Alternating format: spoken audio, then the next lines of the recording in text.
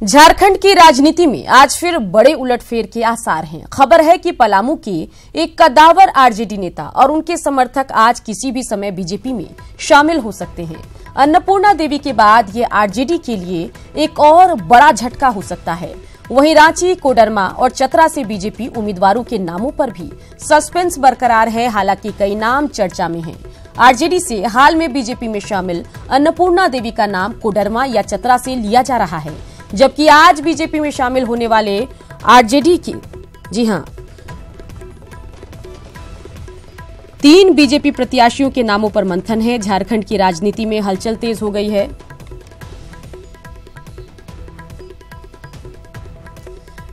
चलिए सीधा रुख करते हैं रांची का, जहां से झारखंड संपादक राजेश तोमर हमारे साथ जुड़ गए हैं। राजेश जी, क्या कुछ जानकारी आपके पास आ रही है, बताइए।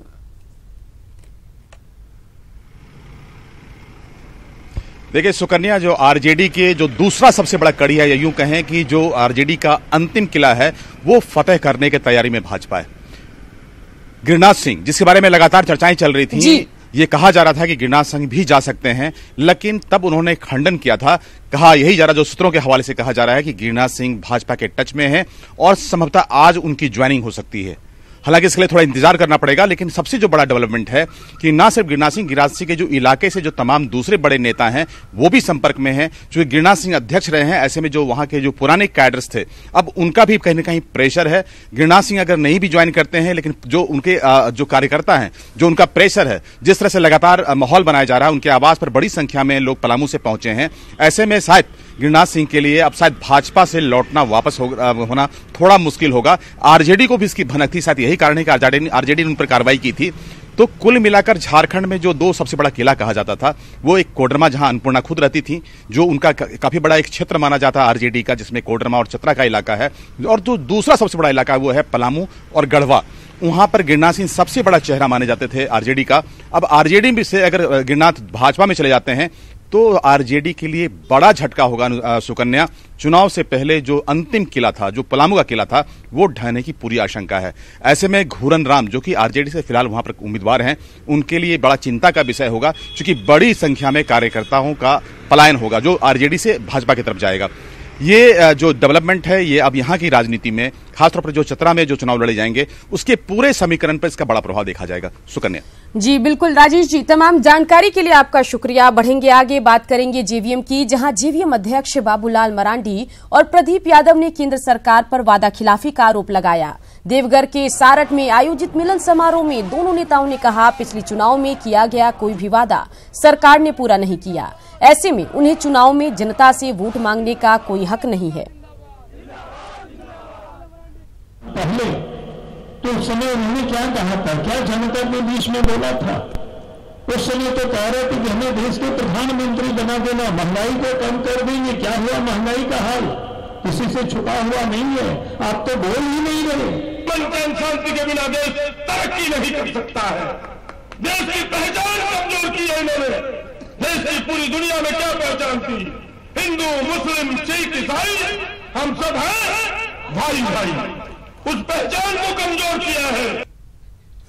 झारखंड में महागठबंधन की तस्वीर धुंधली पड़ती जा रही है और सीट बंटवारे को लेकर सहयोगी दलों के बीच मतभेद बढ़ता जा रहा है। रिपोर्ट देखिए। सीटों के बंटवारे ने किया बंटाधार, खुल रही महागठबंधन की गांठ।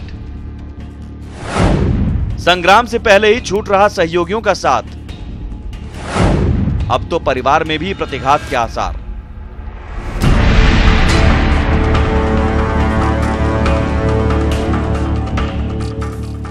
चले तो थे 2019 के महासंग्राम में बीजेपी को धूल चटाने के लिए, चट्टानी एकता दिखाने, लेकिन 2 कदम भी न चले और झारखंड में महागठबंधन का ढांचा ढहने लगा। सीटों के बंटवारे ने गठबंधन का ऐसा बंटाधार किया कि पहले 1 सीट मिलने से खफा आरजेडी ने आंख दिखाई और अब शुरू से ही गोड्डा सीट पर दावेदारी कर रहे कांग्रेस के पूर्व सांसद फुरकान अंसारी ने राज्य में अपने ही परिवार के मुखिया डॉक्टर अजय कुमार के खिलाफ मोर्चा खोल दिया। ब्लॉक कमांड का निर्देश होगा, उसका हम पालन करेंगे, लेकिन पीसीसी प्रेसिडेंट का कोई आदेश का हम पालन नहीं करेंगे, क्योंकि इसने कांग्रेस को खत्म करने की कोशिश किया इन्होंने। तथाकथित महागठबंधन में आलम यह है कि साथियों को साधने की कोई नीति काम नहीं आ रही और अपना परिवार भी बिखरता दिख रहा है। फुरकान अंसारी ने अजय कुमार पर खुलेआम जेवीएम को मजबूत करने की साजिश का आरोप लगा दिया है, क्योंकि अजय कुमार पहले जेवीएम में ही थे और प्रदीप यादव से उनकी विशेष हमदर्दी है। हमारे पीसीसी प्रेसिडेंट है, उन्होंने इसके लिए पूरा मुहिम छेड़ दिया और मेरे खिलाफ बुलवाना लोगों से शुरू कर दिया इन्होंने। झारखंड में महागठबंधन के दावों में शुरू से ही आरजेडी तस्वीरों से गायब रहा और महज एक सीट पलामू दिए जाने को आरजेडी ने साख का सवाल माना। फिर चतरा से प्रत्याशी उतारकर महागठबंधन के फॉर्मूले की ऐसी की तैसी कर दी, जिस पर आग बबूला कांग्रेस कह रही है आरजेडी ने खुद ही एकला चलो की राह चुनी है। लेकिन आरजेडी नेता कह रहे हैं महागठबंधन अटूट है। ऐलान जो हो रहा था महागठबंधन का, उसमें राजद के हमारे कोई साथी नहीं थे। हम लोगों ने हमेशा कहा कि 2 सीट हम लड़ेंगे। आपने चतरा पर उतार करके ये तय हो गया है कि आप अकेला चलो की राह अपनाना चाहते हैं। तो जब आप अकेला चलो की राह अपनाना चाहते हैं तो फिर आप स्वतंत्र हैं। कांग्रेस में फुरकान बगावत के बिगुल फूंक रहे हैं। अन्नपूर्णा देवी आरजेडी की वफादारी छोड़ बीजेपी की चौकीदारी शुरू कर चुकी हैं, जिससे कोडरमा में आरजेडी बिखर रहा है।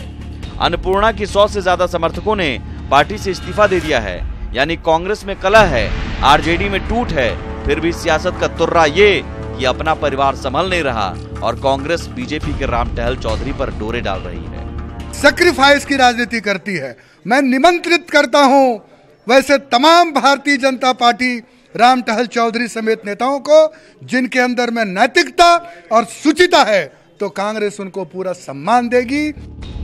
कुल मिलाकर चुनावी महासमर में उतरने से पहले ही बीजेपी विरोधी खेमे की हालत पस्त है।